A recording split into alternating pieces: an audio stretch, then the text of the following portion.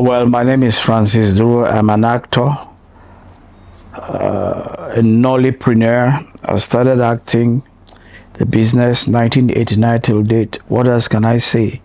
I've been in the business, a producer, director, married, blessed, Christian from Imo State, finished from University of Port Harcourt, awaiting my PhD, Nassau State University. And guess what? I've become the world's servant, global product. What I go do? Now, so I find myself. I'm one guy who has constantly and consistently felt a little bit bad and perturbed, worried, concerned by virtue of the fact that we create a gap when we can still use the same energy, the same force, the same resources we used to talk about the girl child and talk about the boy child in that same vein. So what has happened is that we've had a robust, more or less, an effulgence of activities around the girl child, and each time that happens, I get scared. Why do I get scared? We are humans. It's just like you have 7 or let's say 10 kids,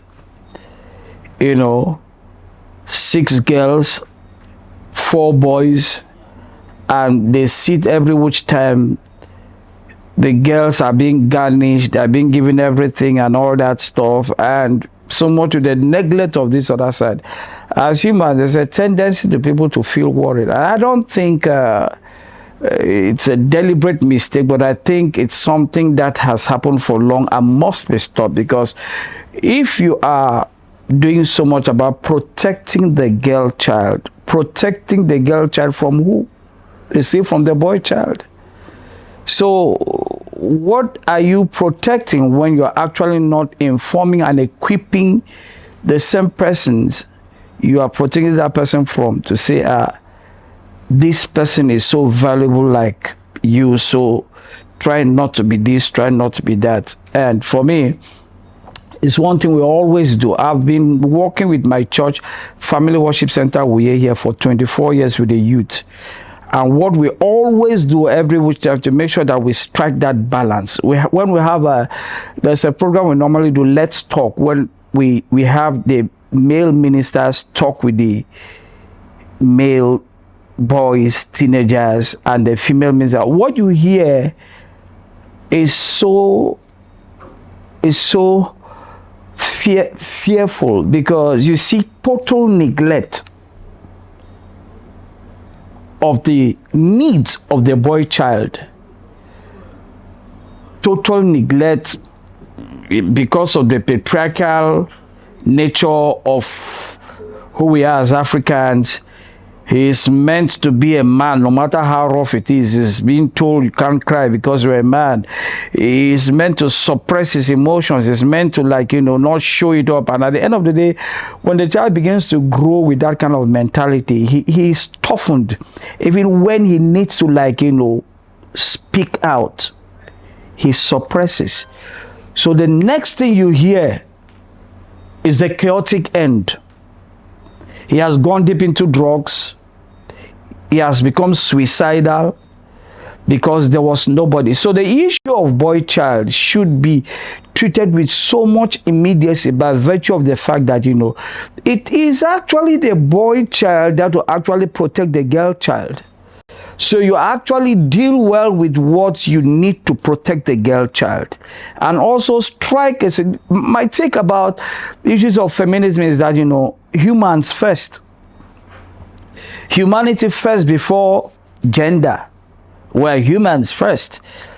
If I need blood today, O positive, and you, the lady doing this interview, you're O positive. Nobody say, they say they need the blood of a woman, unless in the traditional things. So these are the things we need. But to be candid, we need to pay more attention to the boy child today. He is actually he's becoming a lonely voice, and it's not too good. They need to always pamper. The guy does not need pamper. He needs attention.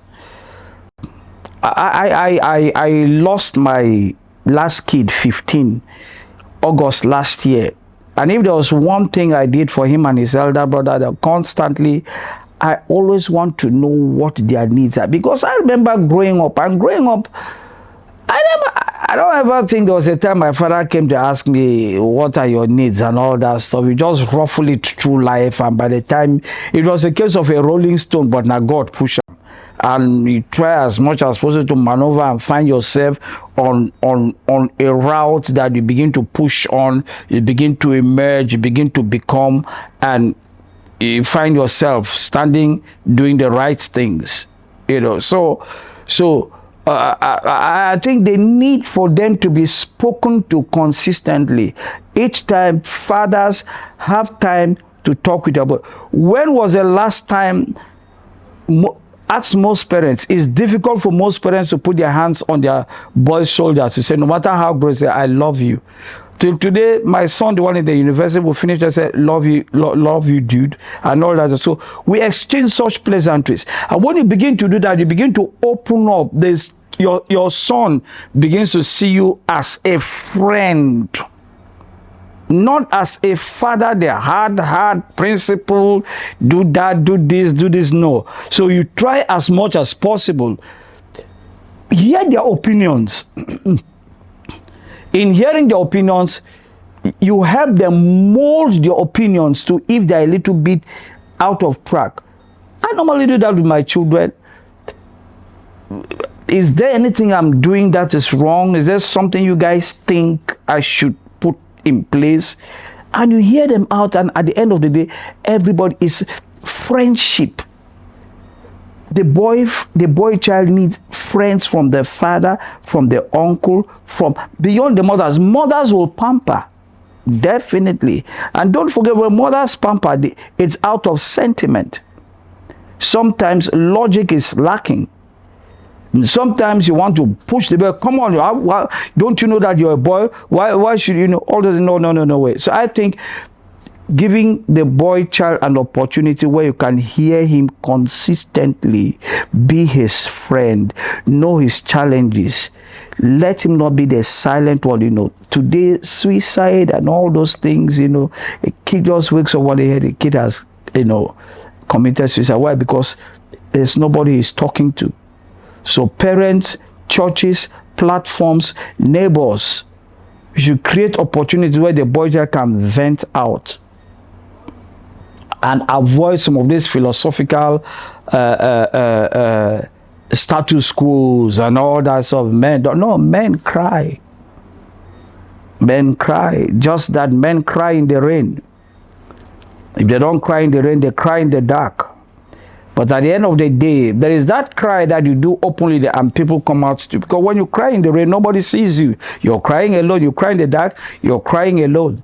So men do cry. And it's about time we also make other men realize that, yes, even if we can't cry on a woman's shoulder, cry on a man's shoulder. So creating a kind of advocacy or platform where men can come have interaction with the boys, sit together. That kind of maybe between 18 of 17 to 23 with men, just hang out to see how you can have that exchange and know how they feel. They'll also begin to let that's the advantage of the church I have at Family Worship Center, being in the youth church for 24 years. So you see the teenager who was 14 becoming 18, graduates at 23, has left, finished school, is married, and you are attending his wedding.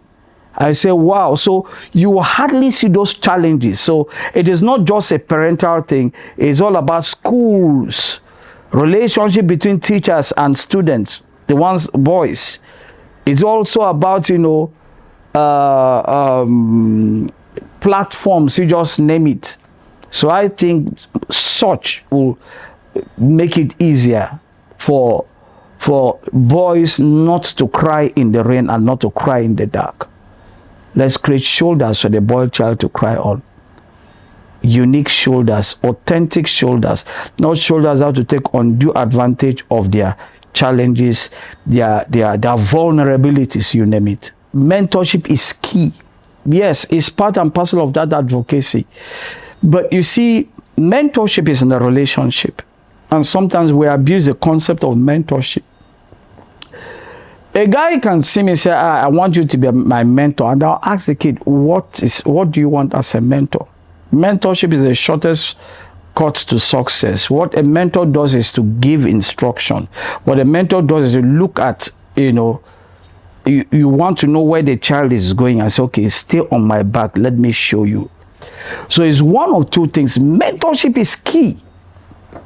Very, very fundamental. If we must make the boy child to be heard, to be seen, and to be appreciated and understood, mentorship is key.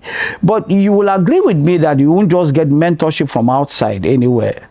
Sometimes a child doesn't need the father to solve the problem.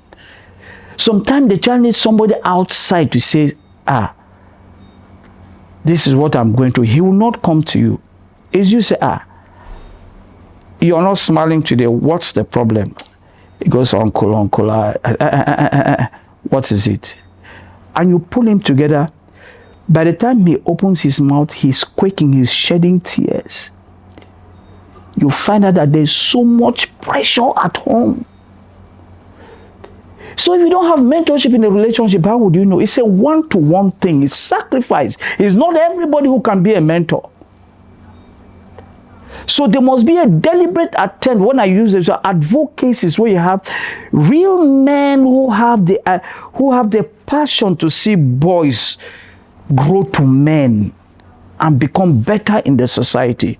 So you don't just, the issue of mentorship is not what you just throw away. Beyond what I answered, mentorship is key. If we must close that gap, mentorship is a magic wand. Making the world a better place is not for us to come and impress, but to express our own experiences with sincerity, knowing too well that, we are adding value. I like the whole idea, and I like the issues of the boy child because it is key to me.